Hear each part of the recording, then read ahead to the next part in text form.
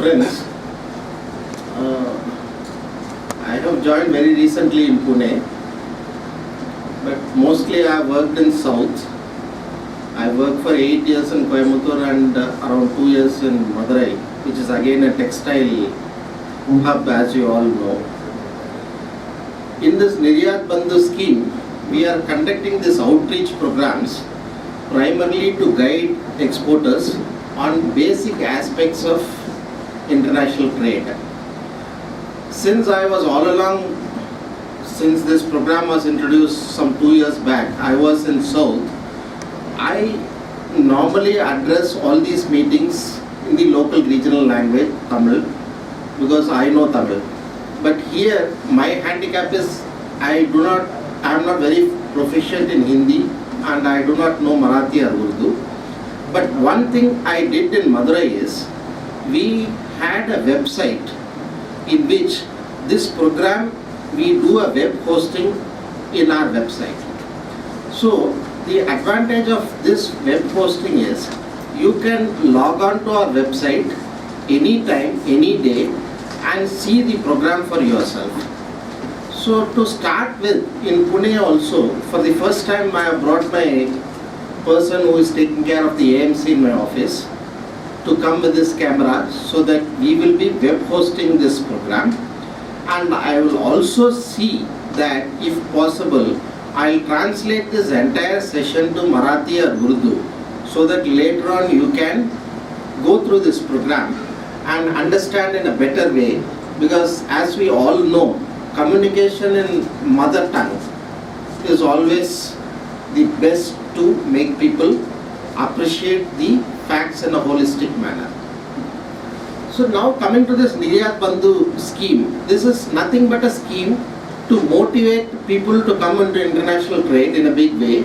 As we all know that the share of India in global trade is very, very less, and even a small increase would go a long way in helping to generate more employment both in the domestic market as well as maintain the balance of trade in our country. As we all know that we import more than what we export. Generally we are dependent on imports for our oil, fertilizer. These are the bulk requirements for this country. So the export level is always below the import level. So we always have a a negative trade balance on the merchandise trade front. Because lot of our Indians are employed abroad, especially in Gulf countries and in US, the remittances keep our balance of trade positive. Minus the remittances, we will be in a very difficult situation. But as we all know, as oil prices tumble down, the employment potential in the Gulf region for the Indians also will become scarce in future. So there is an urgent need to prop up exports. See, when it comes to the question of exports, generally people have a notion that you have to have knowledge of procedures to do exports. That is actually a misplaced notion, because whether you do domestic trade or international trade, there is no difference in procedure. All that you need is, you need a marketable commodity or a marketable service, and it should give you profit. Because generally what happens is, you always believe that if you do international trade, it will bring in a lot of profits, or you can achieve volumes in a very easy way. That is not the real story, because just like we want to protect our industries and our consumers, the foreign countries also will try to protect their own domestic industries and their own manufacturers. So only in select areas where they really have a need, like you take US.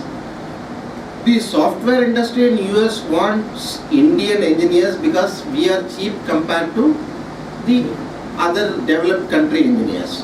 So wherever there is a comparative advantage, only there the other countries will try to allow Indian goods or services into their market.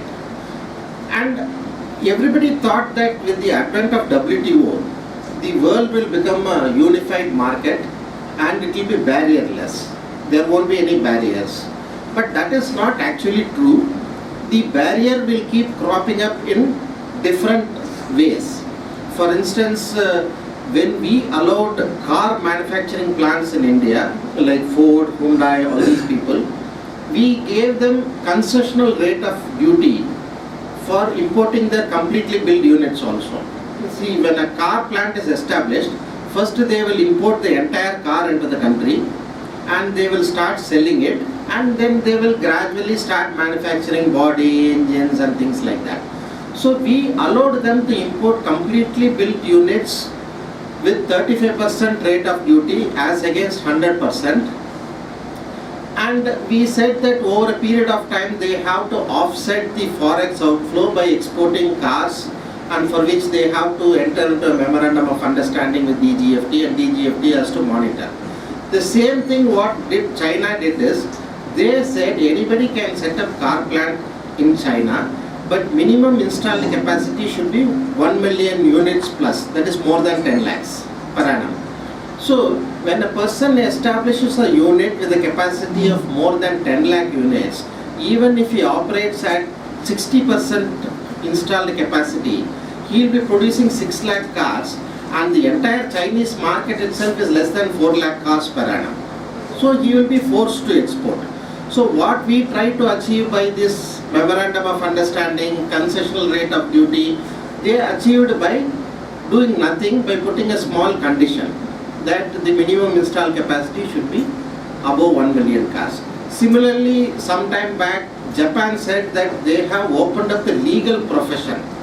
Anybody can practice as a lawyer in Japan, but they had put a small condition at the bottom called Bengoshi. Bengoshi means you should have studied law in Japanese language. So nobody would have studied law other than Japanese, nobody would have studied law in Japanese language. So though they may say that we have opened up our markets, they don't really open up.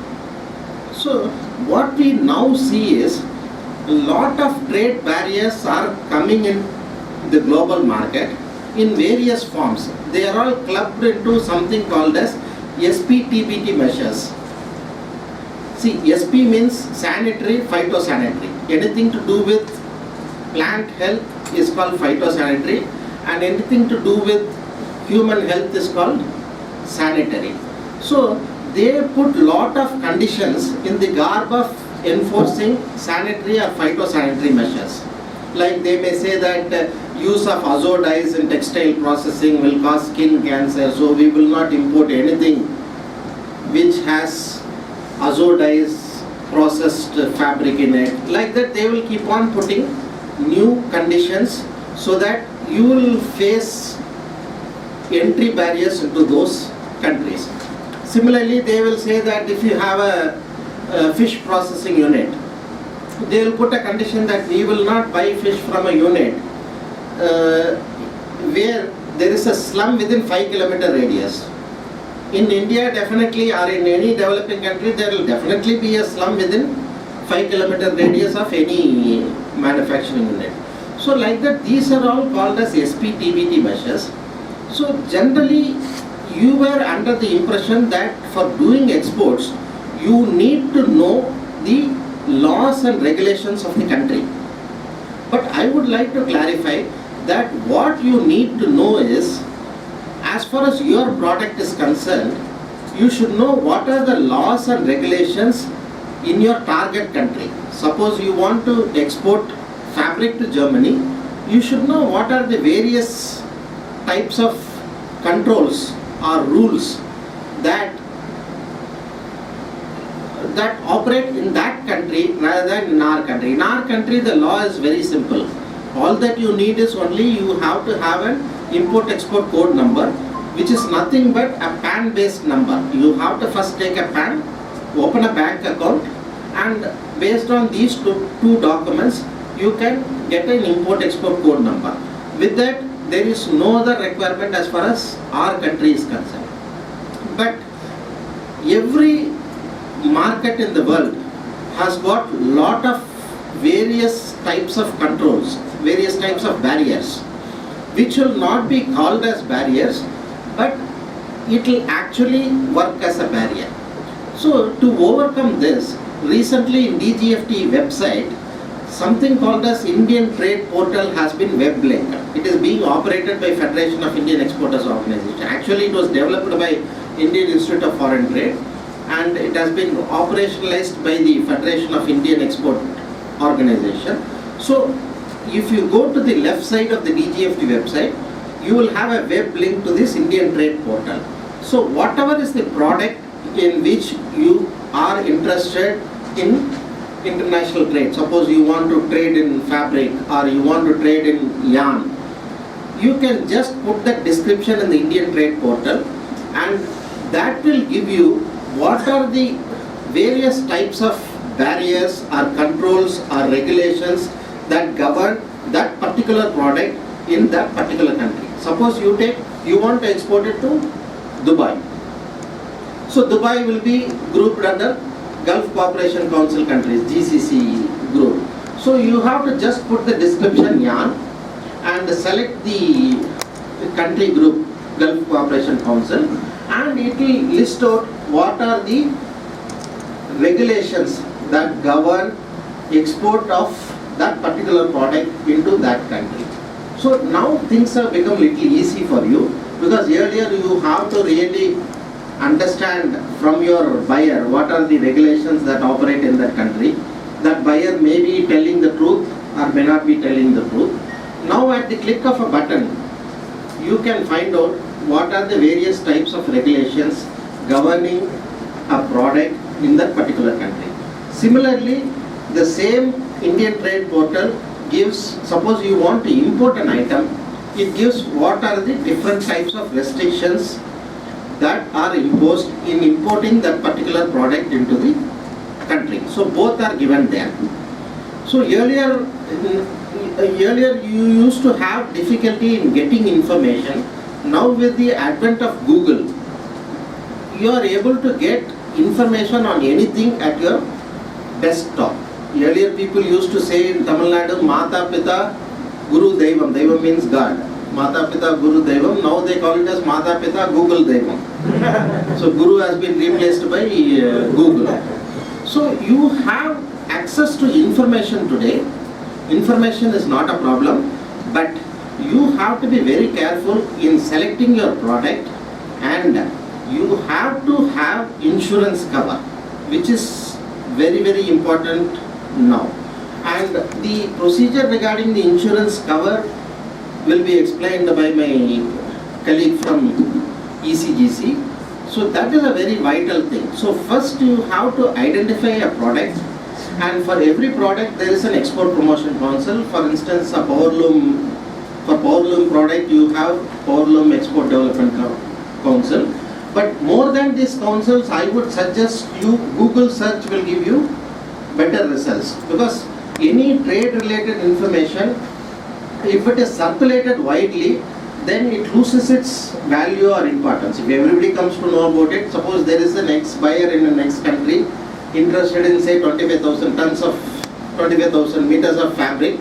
Once it is put in the trade journal of the council that such and such importer is looking for 25,000 meters of fabric, there will be so many people approaching that source. So that is not going to be a very valuable information for you. So to find out regarding the buyer, the very good source I would suggest is you will have to Google search, and once you go to them for taking an insurance, they will tell you what is its worth. They will say that we will not insure beyond this value as far as this buyer is concerned, because they are concerned about losing money. When a claim comes, they are concerned about losing their money. So they will have a database of all most of the importers around the world, and they will tell you that you can expose yourself only up to this limit as far as this particular overseas importer is concerned. This also should act as a sort of a warning signal for you also. If they say that beyond this point we are not going to trust him, then as a businessman you can take little more risk and expose yourself little more, because after all business is nothing but taking a calculated risk. But you should not get exposed way beyond the limits imposed by them, because if they don't make you payment, then you are in for a loss. And third thing is, most of the organized sector companies like engineering units, large scale units, they have all developed a well-oiled logistics mechanism. So they have a lot of people, because their scales and volume is more, they have expert people taking care of their logistics. So generally they don't face problem as far as sticking to timelines are concerned. But when you start exports, as a small time entrepreneur, you may have to take care of so many things like tying up with banks, identifying a source for your supply of goods, etc., packing everything. So you will face problem in sticking to the timelines, and you will always feel that okay, somehow we can look at the end. Don't be under the false impression, because it will be very difficult. Suppose you feel that you can execute this order in 2 weeks. You always try to do it in the first week itself, because naturally it may get pushed to the second week on account of various unforeseen things. There could be a lorry strike, there could be a port strike and things like that. I have seen a lot of people, especially in the garment sector, losing money by non-sticking to delivery deadlines. Delivery deadline is really a very, very critical thing, because especially in garments, I am told that the overseas market, they have made it into 6 seasons, 2 months each. So if you don't stick to the delivery deadline and it results in air freighting your goods, then you are going to have no profit. And if you miss the air freight deadline, then the entire thing is going to go waste for you. He will simply take the goods and he will not make payment, and he will say that since you have not maintained the timeline, I will not make payment to you. You can't do anything, because you would have entered into a LC term with him saying that I will supply. You will give a number of reasons, but they will not accept it. Maybe twice or thrice they will accept it, and you will get emboldened over a period of time. Okay, timeline is not very critical, but one fine morning he is going to pull your leg and say, boss, I am not going to make payment for this. So as far as international trade is concerned, I would say that there is a lot of scope, but again it depends on the profitability.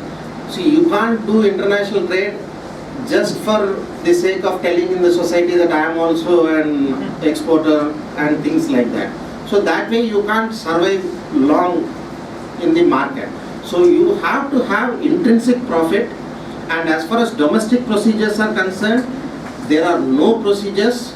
And especially I was seeing an interview, TV interview with that Uber founder, Uber taxi, one taxi operator is there, no?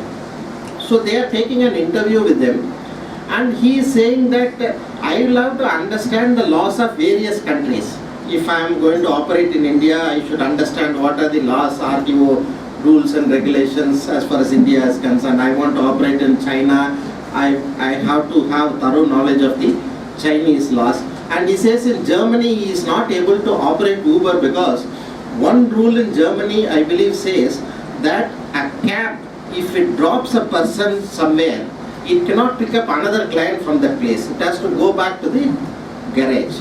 And because of that regulation, he is not able to enter into German market. But when it comes to India and China, he says, I was told by my people that as far as India and China is concerned, you need not bother about laws, because laws may be there, but there are n number of ways to circumvent. He says that there is a jugaad around each law and regulation.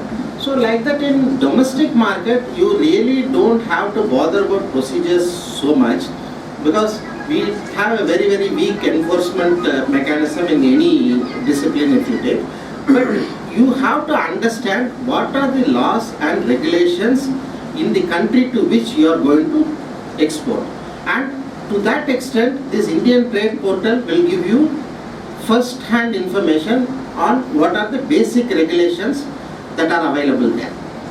Second is, all the exporters till now have been taking the benefit of drawback from customs and some scheme from us. See, we have one Chapter 3 scheme, now it is called as Merchandise Export Incentive Scrip, MEIS they call it, and there is one Service Export Incentive Scrip, SEIS. So these are bundled in a chapter called Chapter 3. Then you have Chapter 4, which is Duty Exemption Scheme, where you can import your raw materials duty free. That you have to take only if you have requirement for an imported raw material. Otherwise, customs drawback will be comfortable and more profitable and easy to you. And Chapter 5 is a EPCG scheme where you import machinery without payment of duty. So you will always think of drawback and DGFT schemes. Apart from that, now we are entering into various free trade agreements. There are about 395 free trade agreements which India has executed. So each trade agreement may give you some benefit. So that FTA benefits available also is listed in the Indian Trade Portal. So suppose we are exporting to a ASEAN country. We have an agreement with ASEAN countries. So you can take the advantage of this ASEAN countries. So whenever you think of doing an international trade, earlier you used to think of only drawback and DGFT benefits. Now you will have to factor in the trade agreement benefits also, which you will have to read for yourself from the Indian Trade Portal. And as far as claiming any of these benefits, one of the important documents like a shipping bill is your certificate of origin. So certificate of origin is generally given by export inspection agencies, and they are given by various trade associations also, because there are two types of certificates of origin. One is preferential and non-preferential. In the case of non-preferential certificate of origin, the regulations may not be stringent, but in case of preferential certificate of origin, there will be a lot of regulations governing it. So you will have to take into consideration the time that will be involved in taking this certificate of origin document also, because that will give you some duty benefit. Suppose you are a GSP country, you are exporting to a country which gives GSP preference to India, then the rate of duty for your goods into that country will be less compared to MFN rate, most favored nation rate. So that way you can take advantage of this GSP system in the world.